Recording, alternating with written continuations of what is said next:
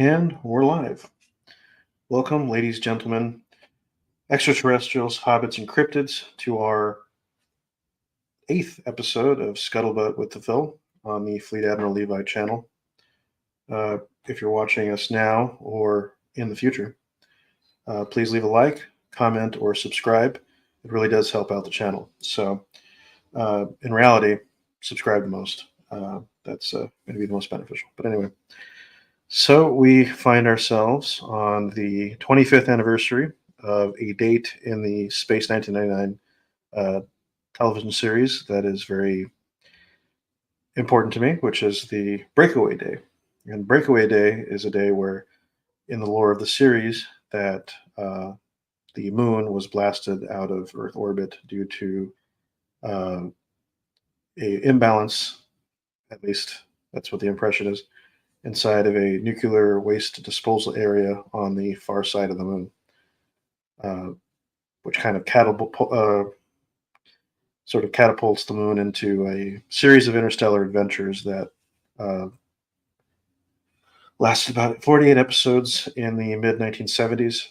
The series started in 1975 and concluded in 1977. It was airing in the United States at a separate time. It first aired in the United Kingdom, and I think that the series is more popular there than it is in the United States. But the series is still important to me and many others. So that's always been a point of pride in me. The series has been very influential in my own writing, and you'll see little bits of it filtered throughout my writing, especially my space adventure work. So keep a lookout for that and see what you find when you're perusing any of the stories that we have coming forward. So the series starred Martin Landau and Barbara Bain. Both of them were of Mission Impossible fame in the 1960s, and so they were pretty well known at the time. And the series, as I mentioned, ran for 2 seasons. The first season is definitely more grounded and less action-packed, whereas season 2 is more action-oriented, and I think this can be attributed to a specific producer who many people are familiar with. And I believe that the quality of the second season is different than the first. But I do believe, as I have contended in prior conversations on the line, that Space 1999 is still a quality science fiction series that I believe even people today can check out and have fun with. It's definitely a 1970s television show. There's a lot of elements to it that are very of the period, but things that aren't of the period, or things, in my opinion, are things like the technology. Even some of the fashion is sort of uncharacteristic of the period. And I think for people at the time, people assumed that the real 1990s were going to be at least conditionally similar to this period that we encounter in the current series. If you hear anything in the background, my apologies. But anyway, we are coming up on 25 years since Breakaway Day. Breakaway Day occurred on September 13th, 1999. It is the conclusion of a series of events that occurred starting on September 9th, 1999, that ultimately leads to the moon being blasted out of Earth orbit. And as part of our exploration of the series this episode, and if there's any guests that are, I've reached out to a few people who may or may not arrive, but if they do or if they don't, it's perfectly fine. This is an open door. I have an open door policy on this show, and they're more than welcome to show up or not. So I won't name names, but I will be promoting certain people's pages and websites as I go through, and even people that I have not reached out to. So I'll leave that out for you to interpret as you will. But either way, Space 1999 to me is a series that is worth sticking with, and I believe that you will enjoy it as well. There's a lot of great comedy sprinkled throughout the series. There's a lot of great action, even in the first season. There's a lot of great philosophical ground that's explored throughout the series. And I recommend that you check it out and explore all the different possibilities that the show has to offer. So there are a few subjects that I believe I want to touch on for our next few minutes together. The series has always had a special place in my heart due to the fact that my dad, I think, showed me a VHS that he had taped, I think, some point in the 90s. It may have been on the Sci-Fi Channel, but it was a edited version of Space 1999's Breakaway. That's the first episode of the series, and a later episode called War Games. And these two episodes were edited together in a way that was, I would say, perfect. This was what got me into the show. And for years, I thought that just Breakaway and War Games were one episode instead of two separate ones. And they kind of did this thing where they had filmed a couple of scenes, or more than a couple of scenes, years later as part of this sort of cut together television film called Alien Attack. And these scenes were designed to depict scenes at the Lunar Commission in New York City. And these scenes form a kind of connective tissue between the two episodes. And I think that they're handled very effectively and very well. And to me, that was my introduction to the show. And, watching it, for some reason, it left me spellbound. It was an adventure, a space adventure that I'd never seen. It captured a lot of themes that I didn't even see even in Star Trek. And for some reason, I don't know, it resonated with me and still does. And for whatever reason, it's inspired me to write science fiction. And so I'm hoping that we get the chance to do so at some point very soon. Looks like we have a new guest joining us for a tiny bit. Lance Nielsen of the Outcast Creative. Hey, how's it going? Well, we just started, so tell the good folks at home about yourself and your connection to Space 1999.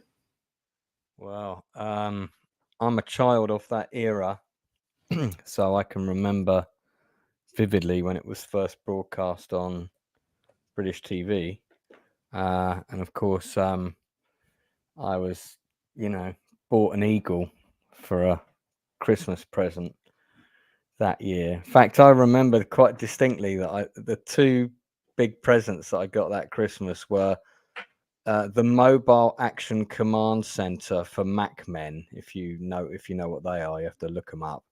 They're kind of like sort of poor man's GI Joe. It's kind of like a Thunderbird's mountain with all these hatches and things. And then the other present I got was a die cast Dinky Eagle. Company was called Dinky. And there's pictures of two of them in my avatar. And they did two different types. They did the sort of the main transport eagle, and they did the one with the fuel pods, with the fuel pods underneath. And if you could get the one with the white body, which is the one on the right, that was much harder to get than the one with either the metallic green body or metallic blue. And the reason that most of the eagles had this metallic green or metallic blue body, which of course they didn't have in the show, was because Dinky as a company had loads of metallic blue and metallic green paint left over in their warehouse, but not white paint. So that's why most of the eagles that came out at that time had the wrong color. The show, when it first aired in the UK, it's kind of had a bit of a weird journey. It was started off on a weekday evening, which was a really weird time. I think it dropped at 7 p.m.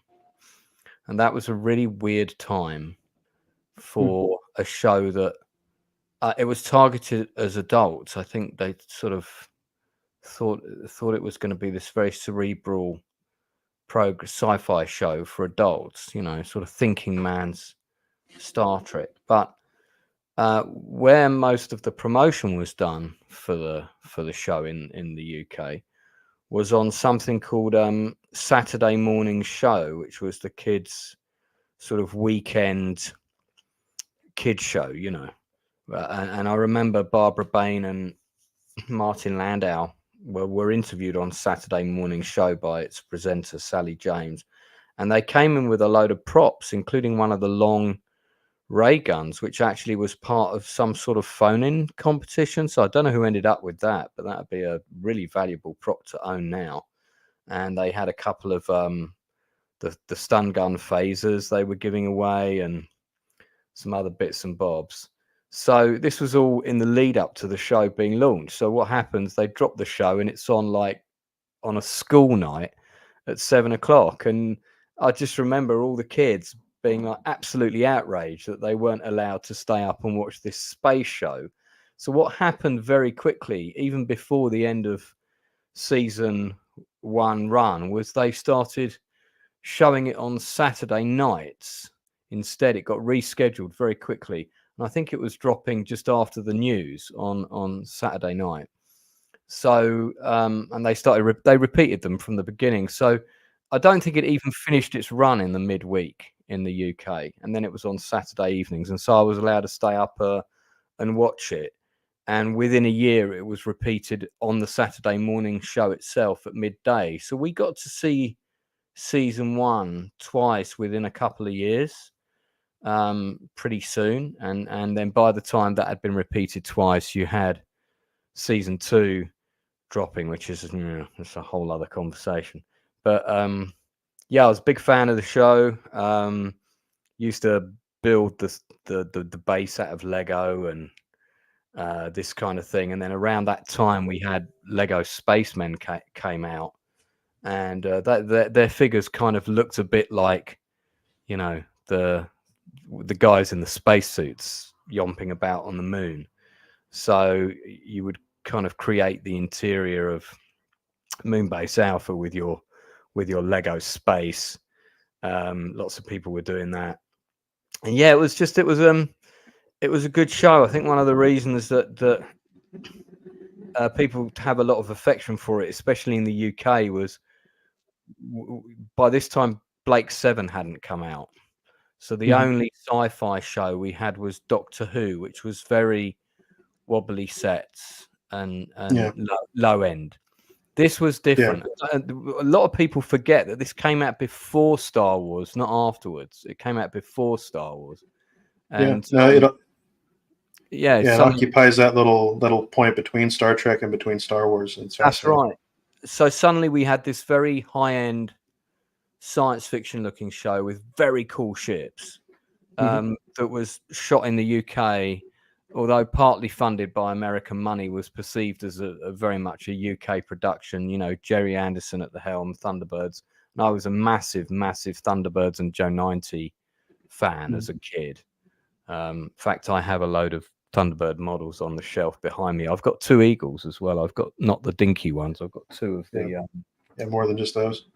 Yeah, I've got 2 of the 21st Century Toys ones. I've got 2 of.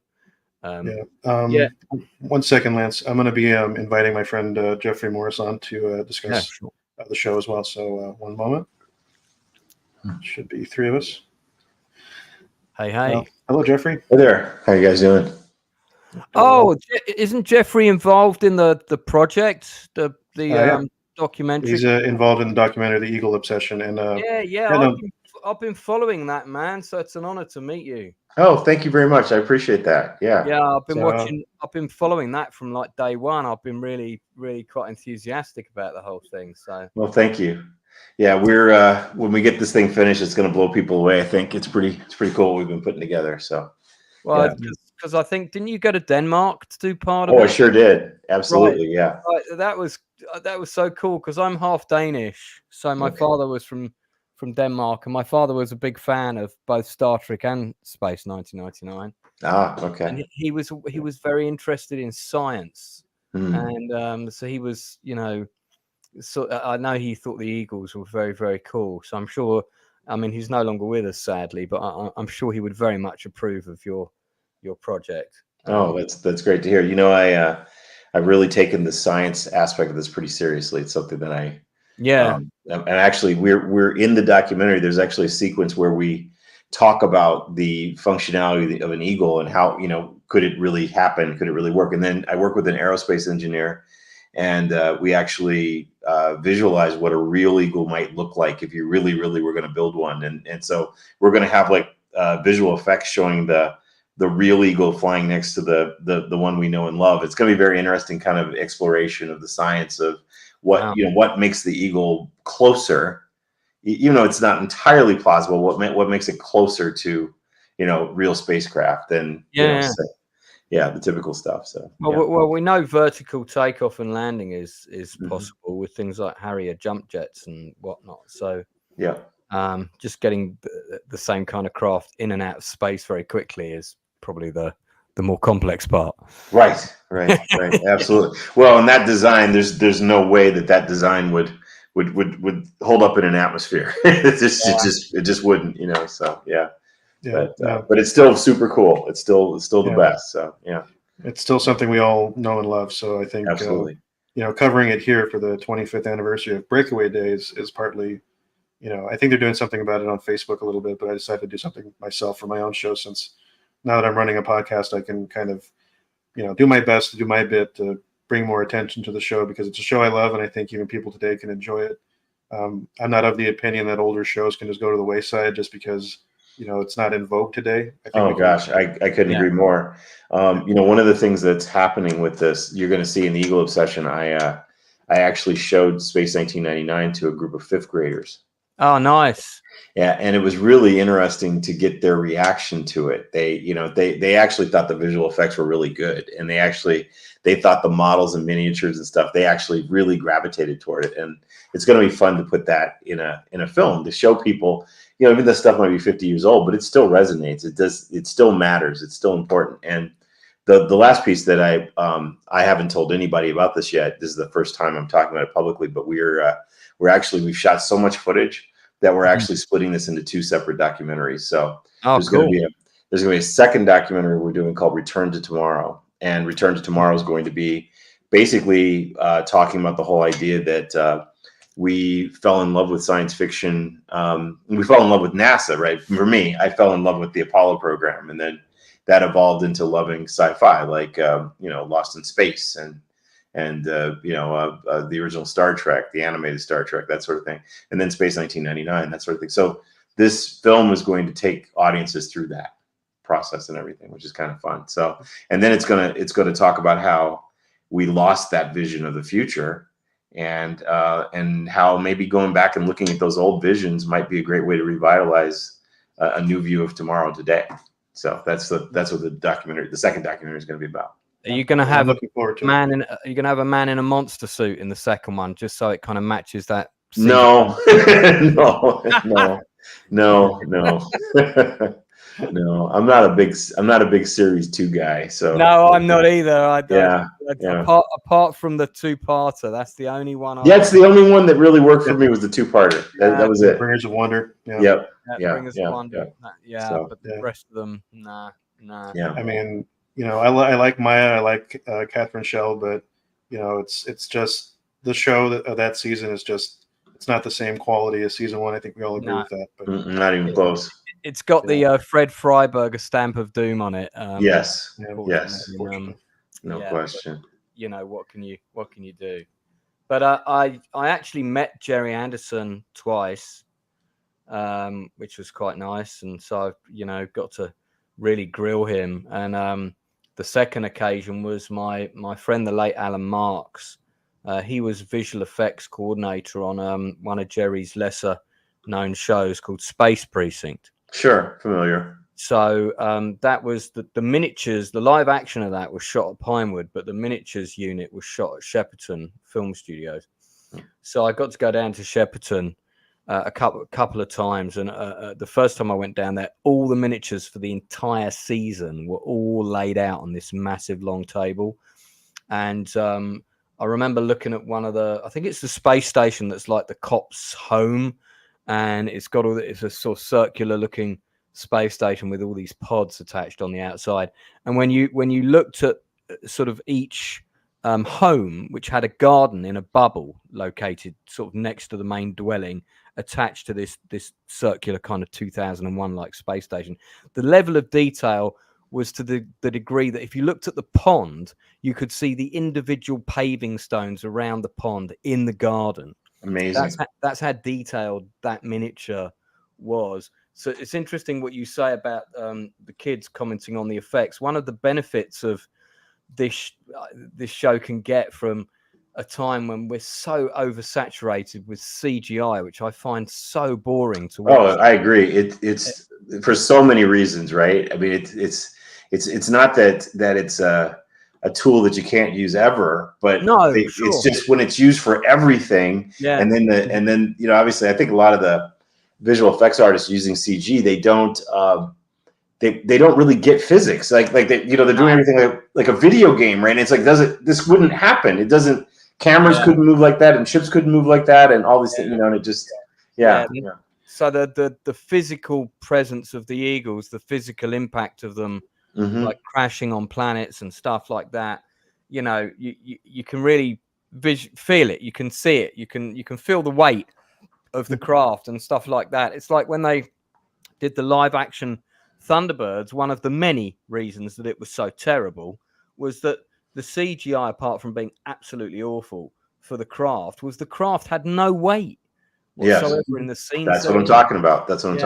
Yeah. So yeah, this show holds up really well. One of the things I've been trying to do with my doc is to when I'm doing new visual effect shots of the eagle, I'm trying to make them look like what would they have done 50 years ago, and if they'd had the technology of today, as opposed to trying to take it from, and like, you know, turning it into a fighter jet or a race car, right? It just that wouldn't feel right. And so, you know, in the new effects I've done, I have something cool if you guys want to see it. It's something that's for the Is the Pope a Catholic? Of course we want to see it. Yeah. I think you should be able to share anything you'd like. I'm not sure though. Okay. Let's see. Let me see here. Give me 1 second. Let me see if I can pull this up. Take your time.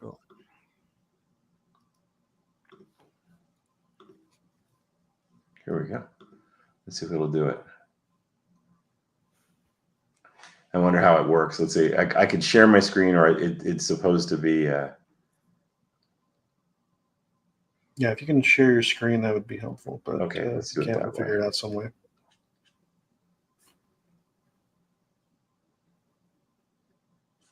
All right.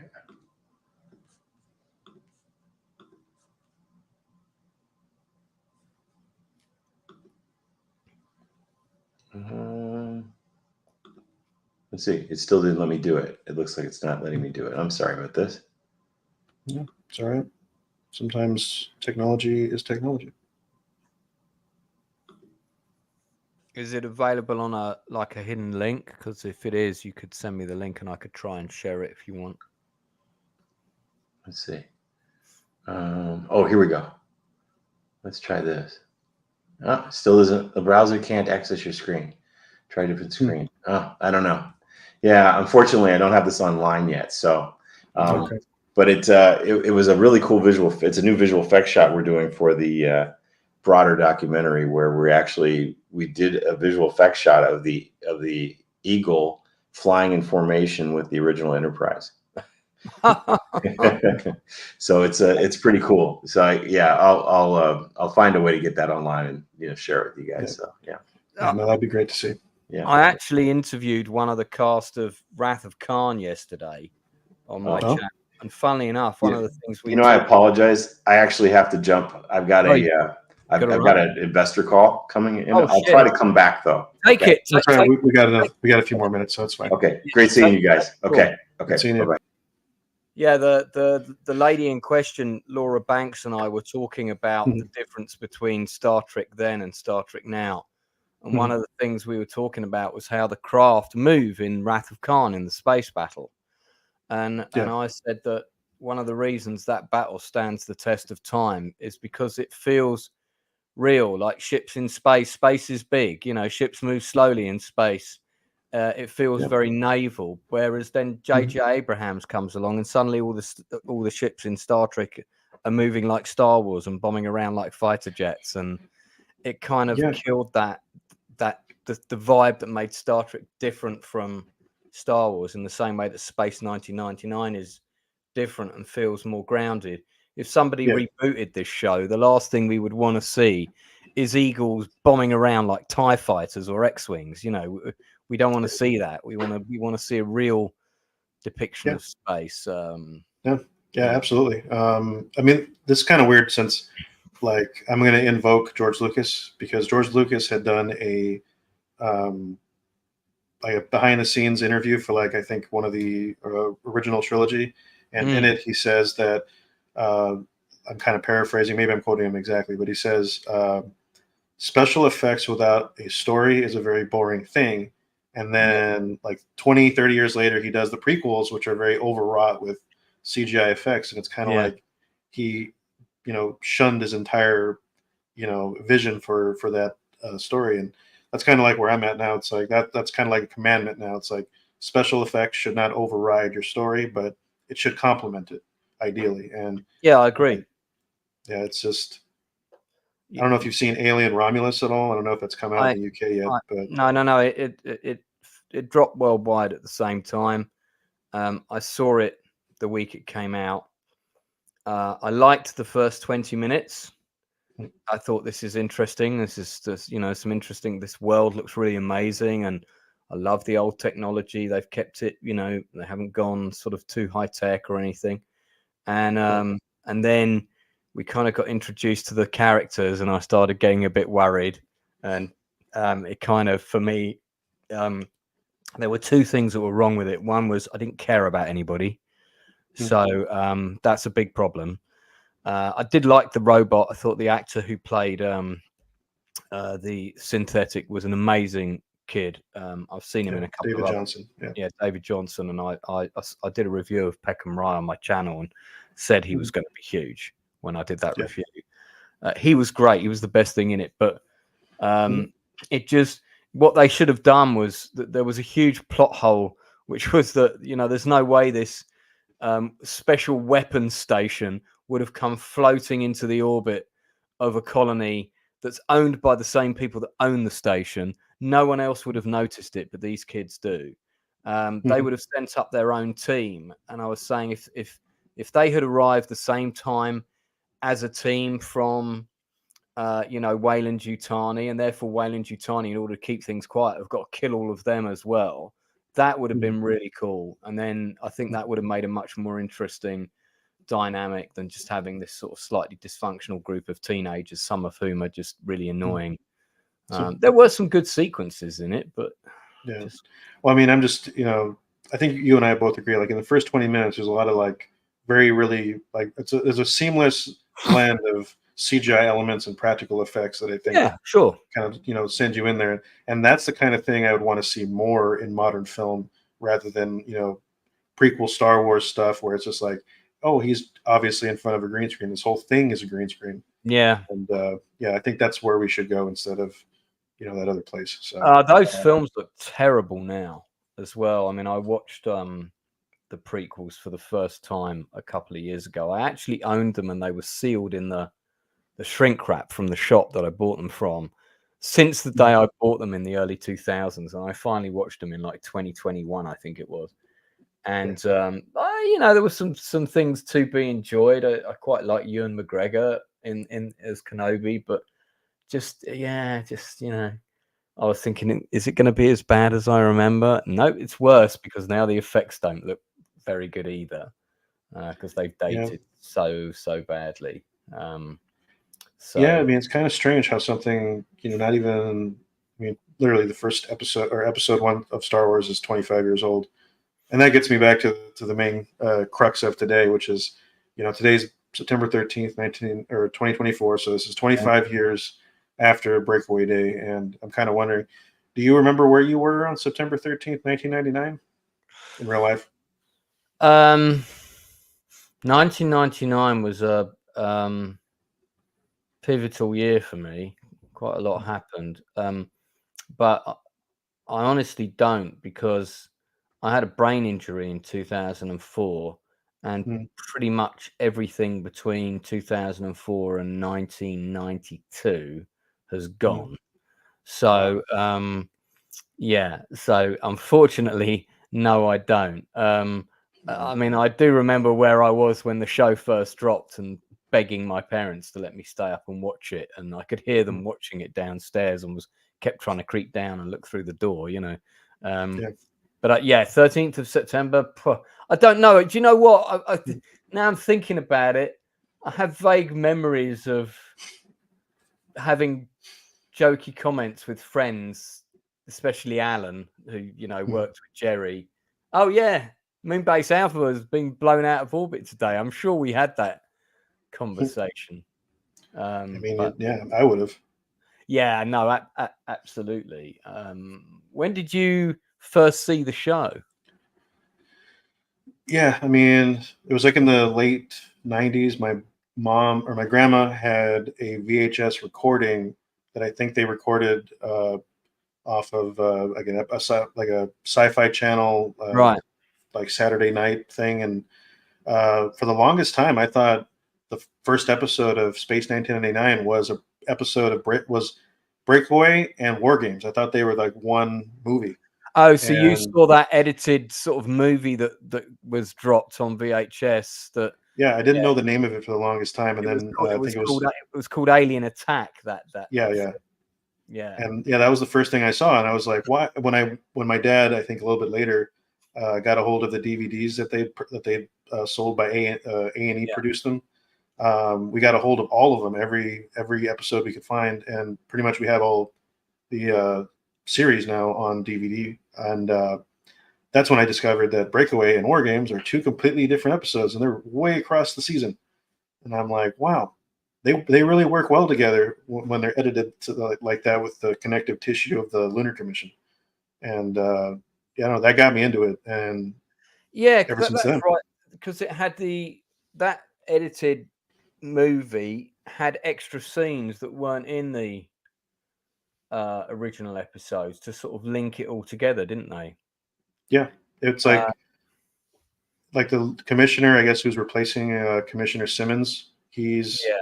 like managing everything on Earth, and it's in like New York City, and it's just like a conference room that they like set that they had like they Yeah. could like film over an evening or something. And yeah, it's still kind of cool in a way. I like it, but yeah, I can't remember if those scenes are included in the extras on the Blu-ray box set that I've got. I'm sure they must be. that'd be something. I know they weren't included in the DVD versions I have. So, But I mean, a couple of other interesting stories I can tell you was I got to meet. I've met about 4 of the cast at different times, and one of the cast I got to meet was, oh my god, his name's gone right out of my head. The older actor who played Victor Bergman. oh, David Morse. Thank you, David Morse. Yeah, I got to meet him through a friend of mine, James, who'd worked on some project with him that I don't think came to fruition. And he heard that I was a massive Space 1999. So we got to go out for a drink with him, which was really lovely. And just talk to him about the show. And my main question for him was, you know, why didn't he come back for the second season? Because his character was key. His character was kind of like the sort of humanity of the show, wasn't he? He was like the humanity's moral compass, was Victor. Yeah. No, he's like one of my favorite characters of the whole show. Yeah, I think him and Nick Tate as Alan. Yeah, you know, everybody yeah, when you were playing Space 1999 at school, flying your eagle around in the playground, everybody wanted to be Alan. Yeah, you know, I'd say so. No one wanted to be Commander Koenig. We all wanted to be Alan. Yeah. Or Paul, actually. Some people like to play Paul. Yeah, I can see that.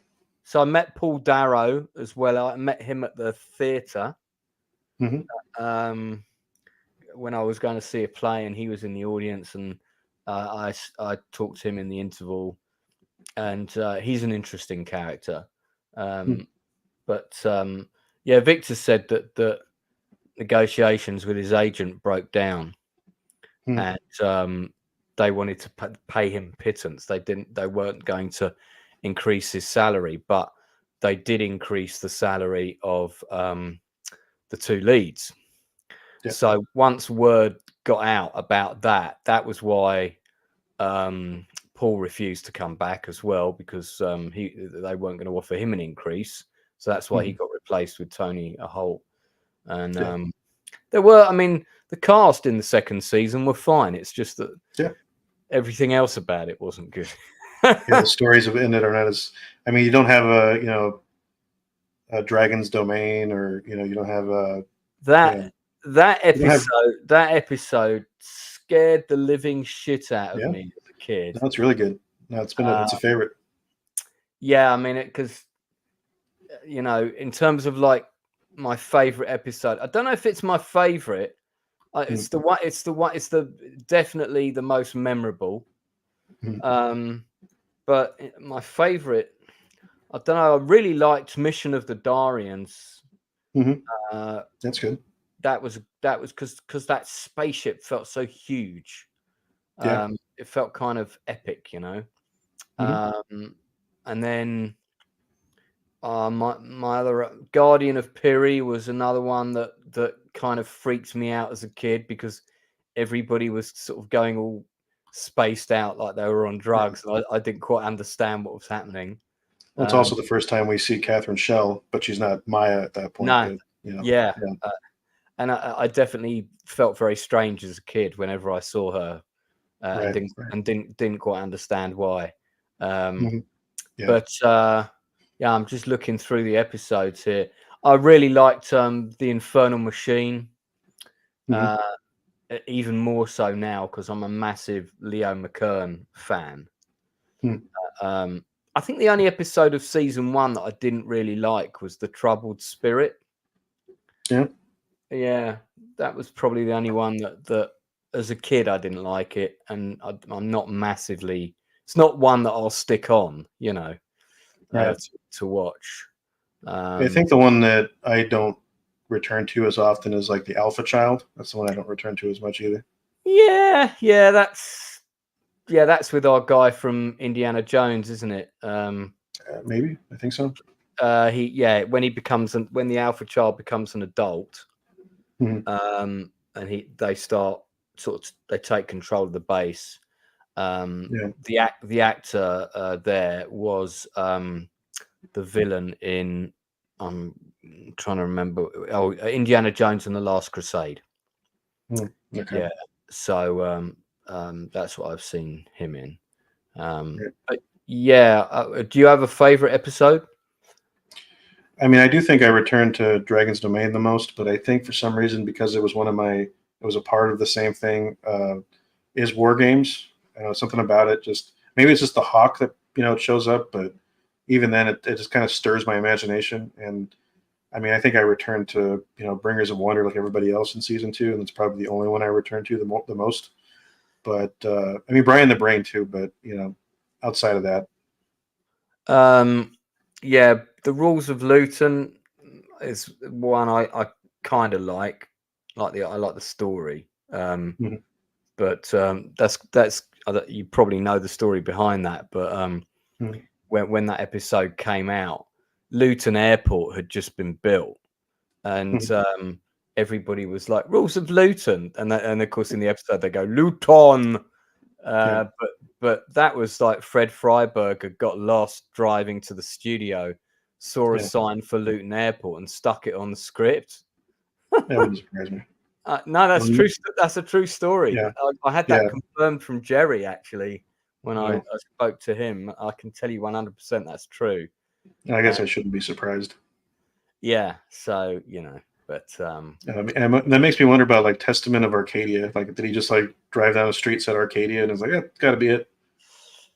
That I don't know. Arcadia's isn't that a name that's also in the Bible, I think. I think it might be attributed to the Bible, but I also think it might be Arthurian as well, but I'm not entirely sure. But I mean, another one of my favorite episodes of season 1 would be The Last Enemy. Hmm. Yeah, Really that's good. great action episode. I always like the episode with big ships, you know, Mhm. and you've got 2 massive ships in that episode. Really big models. So Mhm. yeah, big fan of those. Yeah. And yeah, I mean, funny enough, also some of the episodes were directed by David Tomlin, and Mhm. David Tomlin was probably the most sought after first AD or second unit director in the industry in the UK, because he did so many big movies like Zulu Dawn, Superman, Bridge Too Far, you know, to name but a few of my favorites. He was on Indiana Jones: The Last Crusade as well. Yeah, and he directed a couple of the Space 1999 episodes. I really wish I'd got to interview him, man, but that was before YouTube was a thing. Sadly, he passed Yeah, away. unfortunately. Yeah. Yeah. I mean, that's the thing about this show is that, you know, it was so long ago now. And I like the fact that, you know, Jeffrey Morris is out there interviewing a lot of these actors. And I'm hoping we keep a lot of them for years to come. But I mean, they are up there in age. They're, you know, we might not have them for much longer. And so this is a moment to really get something from them before we might not have that opportunity again. And already the main cast is kind of like torn out because, you know, Martin Landau's gone. Yeah. David Morse is gone. I mean, so many of them are gone now. Yeah. And I mean, Tony Holt died quite young, if I remember rightly. And with Nick Tate still hanging in there. I saw he was at some convention or other, like just the other year. No, he's actually, I think, at the one right now. I was actually going to plug the London 1999 convention they're having right now, because I guess there is a small Space 1999 convention going on in London right now. So Wait, is that this weekend? yeah, I think according to the little flyer that I have here, it says, yeah, London 1999, a 50th anniversary celebration, September 11th through the 17th. So yeah, let me have a look. That's on space 1999 50years.com. I've got it. Yeah, here we go. 11th to the 17th of September. So it's on for a whole week. Mm-hmm. I think we're right in the middle of it right now. So, oh shit, man, I've got to get along to this. I actually grabbed the screen if you want to share it. Yeah, we can add it to the yeah. stage. There we go. So, where is this hotel? Where is this? Our event will be held at the Renaissance London Heathrow Hotel. Okay, so it's taking place near the airport, right? Okay. So actually, well, from what I'm told, Heathrow's like the worst airport in the world or something. No, that's nonsense. It's perfectly fine. Yeah, I have never flown there, so I want to find out for myself, but still. So I don't know. Oh, here we go. Schedule. Right. So what's I mean, my sort of, I guess my curiosity is kind of what's happening on a daily basis, you know. Yeah, I think they had shared a schedule of sorts. Yeah, it's up here on schedule. There's like a gold banner at the very, very top of the page. Oh, right. Schedule. But yeah, I think you kind of went through it. But I thought there was like some kind of a spreadsheet somebody shared about it, and that's what I was looking at earlier. But because they're doing like visits to Pinewood Studios, Black Park, Bray Studios, all sort of included. I don't need to do any of those. I got married in Pinewood Studios, for God's sake. Wow. Yeah, I know, nuts, right? So a day pass to go to this is 85 quid. That's outrageous price. That's yeah, I don't know what the dollar conversion is. I'm actually curious about that now. That's about $100. Really? I mean, yeah, the Star Trek Las Vegas was like $70 bucks. I don't know what that would translate to in pounds. But I mean, because Space 99 is a bit more niche, just to kind of, they ought to have a price where you can, you know, come in and look at the vendors and the stands, and, you know, maybe pick up some Eagles or whatever. I mean, obviously, there's a lot of extra things that they added in, banquets and day trips and stuff. That's all great. If you want to do Right. that. Mhm. But damn, man, £235. See, I'm free on Sunday, so I could go on Sunday. I'd be tempted to go down there, but £85 is a lot to. It's a lot of money just to kind of pop in. Yeah, you'd have to definitely make it worth your dime. Or I mean, your if feeling. Nick Tate's going to be there on Sunday, I'd love to get a picture with him. But whether that's the case, or not, I don't know. Yeah, I'm kind of curious because even the Star Trek Las Vegas convention had a breakdown of who would be there. So it says, yeah, so the guests that are confirmed are Nick Tate, Catherine Shaw. I've met Anton Phillips and I've met Prentice Hancock, and many others. And yeah, Jamie Anderson's going to be there. Okay, I've met Jamie before. Yasuko Nagazumi, that's the lady who was one of the. Yasko? She was one of the controllers, wasn't she? Mission Control. Yeah, I believe so. Yeah. Brian Johnson. Yeah, because Sandra, she's gone now too. Yeah, I know. That was really sad, man. She was really lovely. She was like always up for talking to people and doing interviews, and I heard so many nice things about her working in the industry. And it's I always felt it was a shame she didn't get more work because I thought she was a really good actress, actually. Yeah. You know, and it would have been Surprises nice me too. Yeah, see her. I mean, Catherine Shell was a model before she did Space 1999. I think she, always did pretty well. I'd like to see these. I'd like to see these models. See, the main reason I would go is to see all the toys. That's Right. that's why I'd like to go. That looks like, I think that is Nick Tate when he's younger, and that is Dave Prowse sitting next to him, who played Darth Vader. Yeah. I think some of these are from conventions gone earlier. Yeah. Conventions gone by, kind of thing. Yeah. Oh, bless him. There he is. Yeah. Yeah, because I went to one. God, it must have been. Oh, I forget where. Some hotel by the river, and it was so long ago. That was in London. Yeah. It was in not far from Hampton Court, that direction. So this must be like Space 1999 Switzerland or something. Yeah. I found out they don't do very many of them out here in America for whatever reason, but I know they had one, I think, last year in Calgary, Canada. Right. But obviously, I couldn't go to that one. So.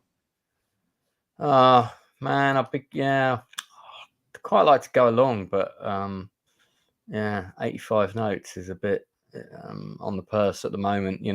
When we're all having to pay for gas and electric over the top, there's not a lot of money for purchase of Eagles. Budget is quite limited at the moment. No, I get it. I mean, a lot of these are running for like what, $200, $300. I mean, I don't know what that would be in pounds, but yeah, it can be a bank breaker. So, well, $100 is, I mean, I'm sure it's a reasonable fee for what they're offering. Unfortunately, it's just, those kinds of luxuries are a bit limited at the moment for some of us. I mean, I'm good with what I have. I mean, well, my dad has, but he's out in LA, so he has all our.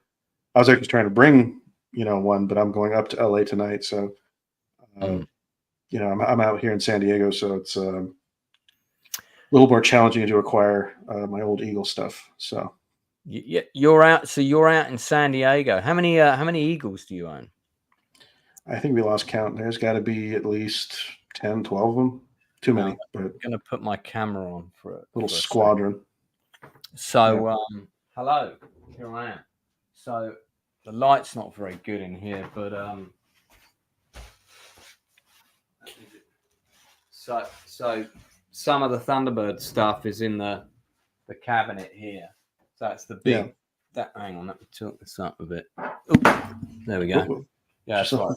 Just my phone. That's the big Thunderbird 3, which is by the same company that did the huge eagle that came in the big cabinets about sort of 2 feet long. But I couldn't afford that eagle. And then I've got a couple of these ones. So by this company. So that's the medical.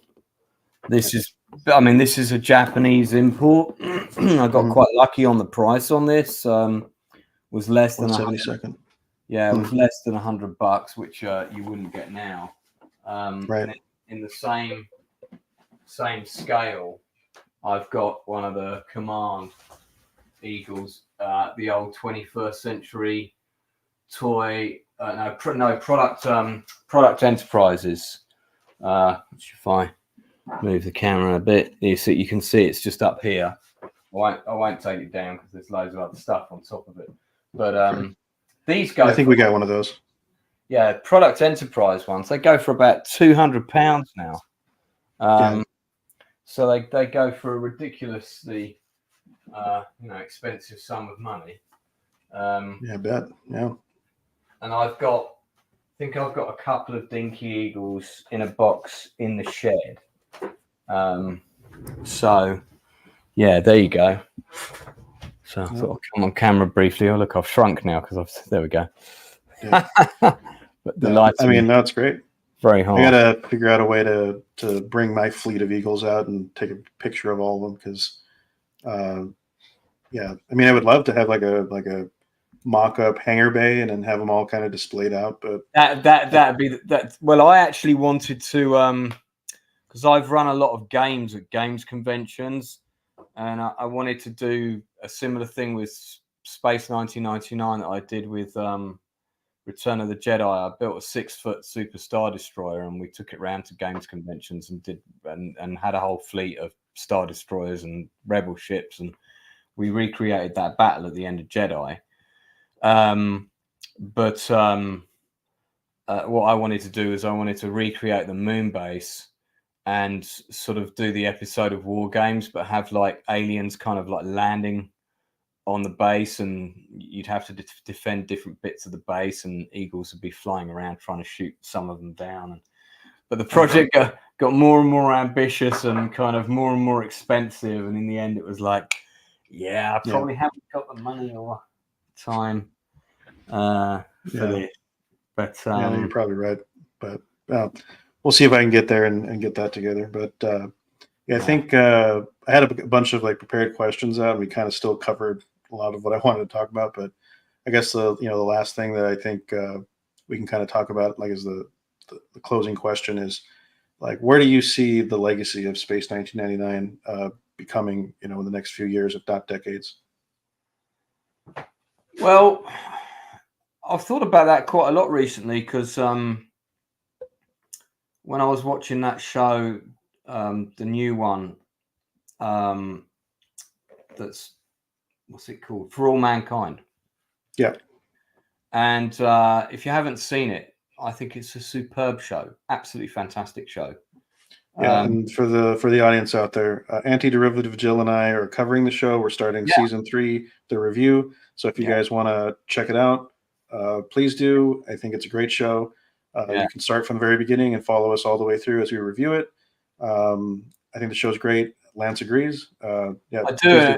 Occasionally you'll see me on there as well. It's a bit of an awkward time for me, but when I can pop on for a little bit, I do. So I think it all depends kind of what happens with our space program. See, my thing is I want to live long enough to see man land on Mars, and I'm a big believer that that's going to happen in my lifetime because they're already making plans for that now, and I really do think that will happen. I mean, we had a billionaire in space the other day, and it's good that these billionaires are putting this kind of money into space exploration because that's the only thing that's stopped us. We could have had a base on the moon years ago. The technology is absolutely there to build Moon Base Alpha, absolutely there. The only reason that we haven't done it is because we're too busy fighting wars and building tanks and aircraft carriers and all this kind of nonsense instead of looking forwards. So I suppose the legacy of Space 1999, in a sense, is it was kind of trying to show us the way. Focus on science, focus on looking out instead of fighting in, but until mankind kind of retunes itself to spending effort and time on these kinds of projects, we're not going to reach those places. And the only thing that's stopping us is effort and time. You can say money, but money is a construct that we've invented. So money is bullshit, really. Yeah. If a program is set up where you're going to be fed and given accommodation, if you're going to dedicate your life to the exploration of space, this is what you're going to get. You would see thousands of people sign up for that tomorrow. So I think in order for us to make traveling to Mars possible, ultimately at some stage, if we do get to Mars, there will be some sort of way station that will get built on the moon. So I do think there will be a base on the moon. Whether that will happen in my lifetime, I don't know. I do believe there'll be a landing on Mars within. Isn't the plan to do it within 10 years? I mean, that's the kind of thing. Ever since I've been a kid, they've been saying the next mission to Mars is like a decade away, and so it's like, but in reality, I think we are about maybe 7 to 10 years away from an actual landing. But I think by private industry. So and it will be a private industry, and it will be space will be owned by Sony or whoever. It's going to be owned by Sony and Panasonic and people like that. Yeah. It's not going to be owned by America and Russia. We'll have Exxon factories on other planets mining hydrocarbons and whatnot. So I don't joke. Yeah, I mean that's a reality that's going to happen for sure. Absolutely, because the billionaires are the ones that are going to put us out there, and the companies with billions are going to be the ones who are going to take us further because they're going to be looking for the next profit. And I've just finished writing that, reading that Mars trilogy. Very well book. Which one? Blue Mars, Green Mars, Red Mars. Kim Stanley Robinson. Okay. Kim Stanley Robinson, right. And although it's a difficult trilogy to get through because it's very meandering and wasn't as gripping as it could have been. One of the things he does get right in it is the way that the planet gets destroyed in terms of its beauty. Pretty soon, like the area all around where the space lift thing is all just detritus everywhere and factories and really poor living conditions for the workers that have got to service everything. And so I just hope that when we look to these places, we try not to make the same mistakes. And I'm being very overly optimistic when I say that. But I mean, I don't think there's anything wrong with that. I mean, I think we do need a little bit of optimism from time to time, and optimism these days especially. Yeah. So it would be, let's hope.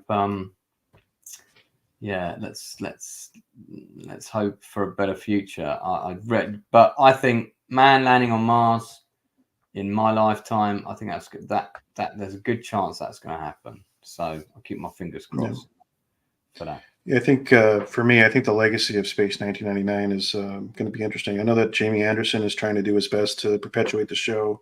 I know he's kind of put out a lot of information about he's published a Space 1999 technical operations manual. I have it now. I think it's pretty good. I think it kind of dives into the lore a little bit more, and I think it kind of brings it down to earth in a way I'd never seen anybody write about Space 1999 do it, and I appreciate that about it.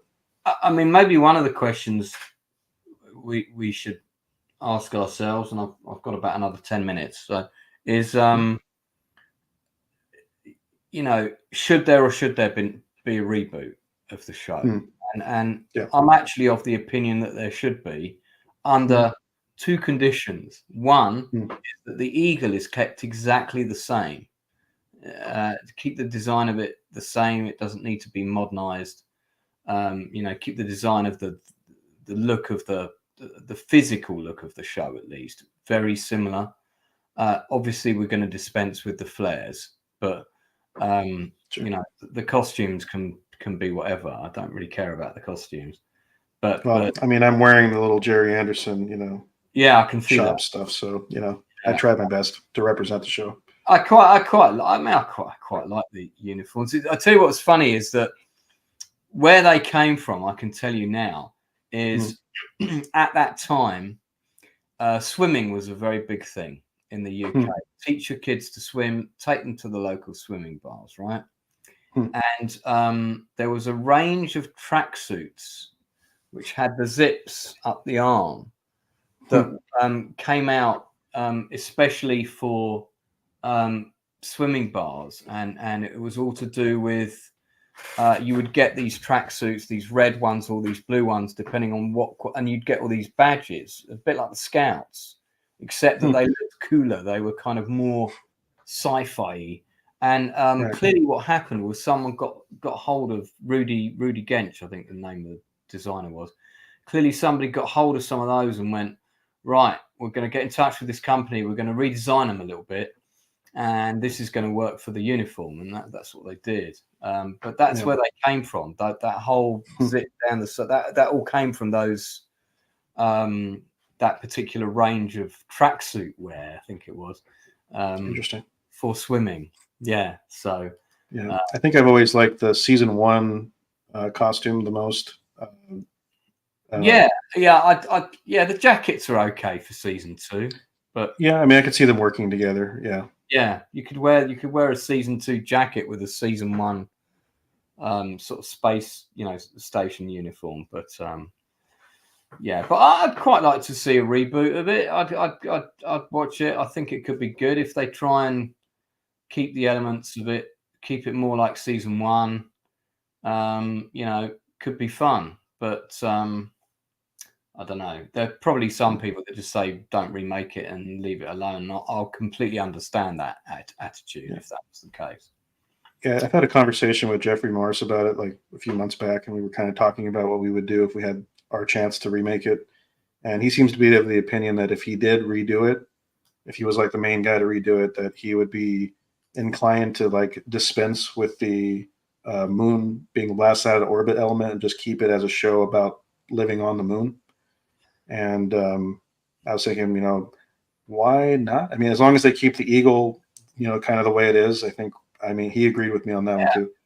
I think also you could have the whole show could be about them launching the mission to Mars, and it could be partly set on Moonbase Alpha, and you could have a new base being built on Mars. I mean, it'd be very similar to For All Mankind, of course, but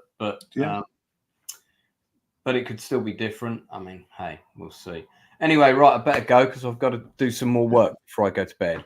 Well, no, I appreciate all the time you can give me, Lance. No problem. I really appreciate all the time that you're willing to give. So, no, we'll see you on the next show of For All Mankind, and anytime that you want, we can have you on the show for other things as well. And I'm definitely trying to figure out what I want to join for yours. So.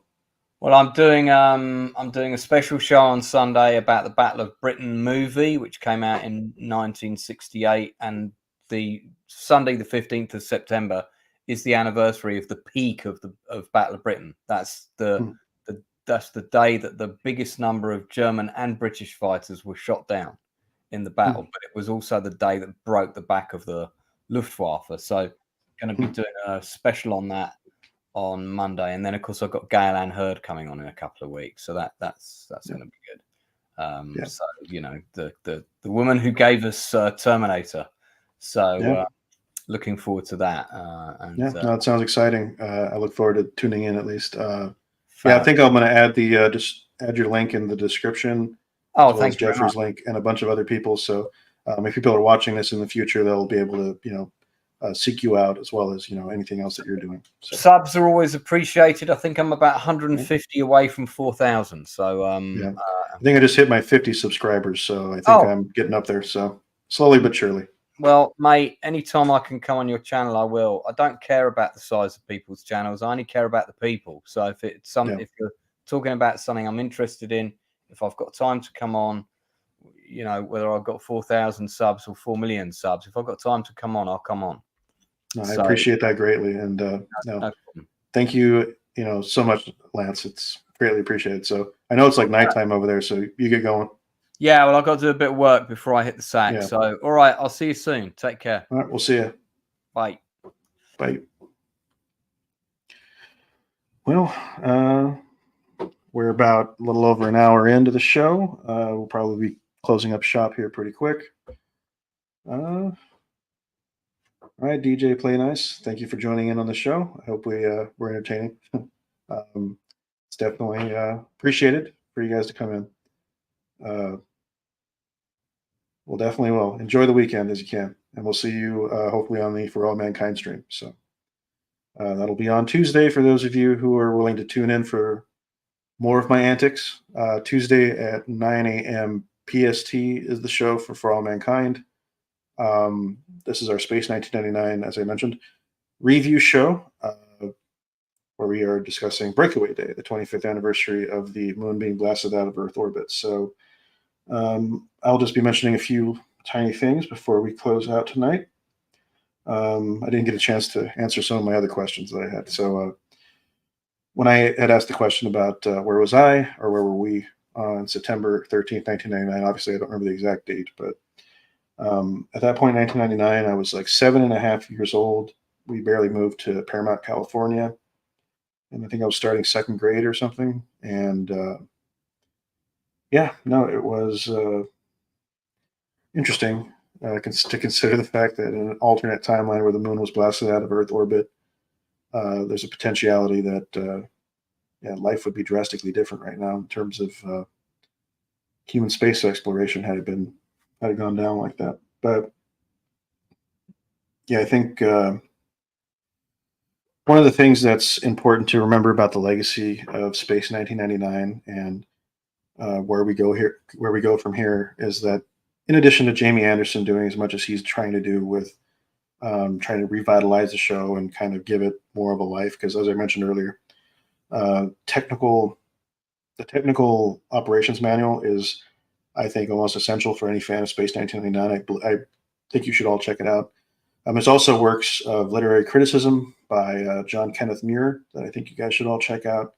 They're all kind of reflections on the series, and I do recommend those. Beyond that, you guys should all check out and donate if you can to Jeffrey Morris's The Eagle Obsession documentary, which will be being released, as he mentioned, as a 2-part film. I think the first part will be released in 2025.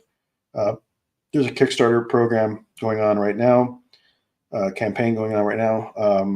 You can link all of these, or find the links for all of these in the description. They'll be available as soon as this stream is concluded, so you can check those out as you can. Beyond that, I definitely don't want the show to fade into oblivion. The main cast and the crew are much older than they were when the show was produced. The show is still special to me. I think I'm probably one of the younger ones that have become interested in it. And the science fiction that I write these days wouldn't be anywhere without Space 1999 and the elements and the themes that are prevalent throughout the entire run, even in season 2. For me, the concern is about Space 1999 becoming another Men into Space. And Men into Space is a 1950s science fiction television show that accurately at that point in time depicted human spaceflight before we'd gone into space. And that show doesn't have conventions. That show, that's cast and crew are way gone by now, because the show was aired in 1959. So that show is basically forgotten. Me only mentioning it here right now tells you that the show is basically only remembered by a handful of diehard science fiction fans. And Space 1999, I don't want to go that way, especially since, unlike Men into Space, Space 1999 has things in it that are very cool, if you will. I mean, Men into Space didn't have that. I mean, you could make the argument that the protagonist of that series,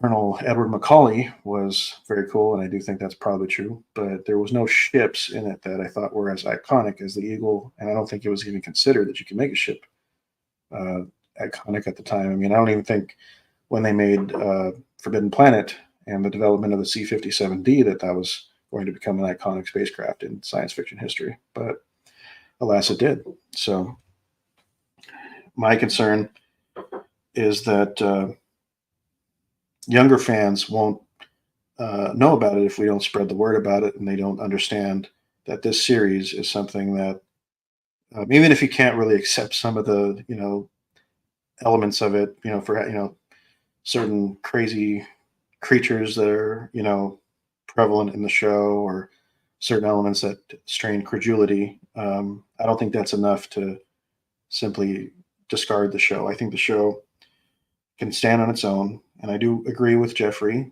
and I do think that whenever I see the segment where the younger kids are reacting to the show, I think that's going to be rather wholesome and heartwarming, and I can't wait to see that. Yeah, I don't think it ever will fade as long as people like me and others keep it going. So I hope you plan to seek it out.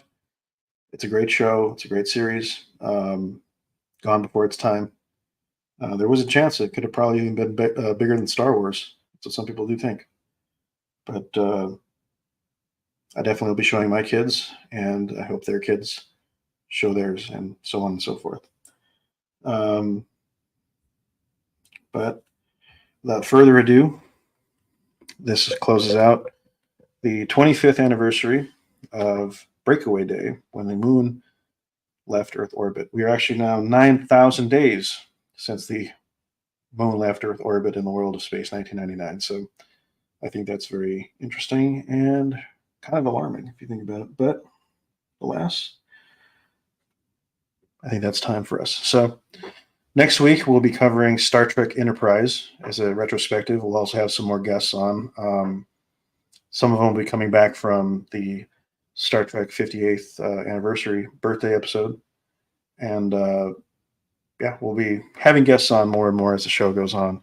And we'll be inviting more and more comments and likes and subscriptions from all of you at home who are willing to watch and keep us going. We're a small channel, but we're doing our best to ensure that everyone can join this community of science fiction, fantasy, and horror and not feel excluded. So if you're a science fiction fan, a fantasy fan, or even a horror fan, I implore you to check out Space 1999. And if it works for you, fantastic. And if it doesn't, well, at least you're familiar with it now. So I thank you for that. So to sign us off, all I have to say is thank you for joining. Big thank you to Jeffrey Morris for giving us a little bit of his time. Lance Nielsen for giving a little bit of his time. And I want to thank all my guests who couldn't make it. I appreciate you even considering trying to come on. So either way, Space 1999 is a very important series to me. And when I do my show on September 27th, introducing you to my long gestating series from the Earth to the Stars, you'll see a little bit of that. That's going to be a supersized episode that'll be about 2 hours long. So that's going to be my first really long stream, and I hope you are all there to join me for that. So without further ado, keep the ravioli in orbit, and don't take money for a man named Jack. All right. We'll see you next week, guys.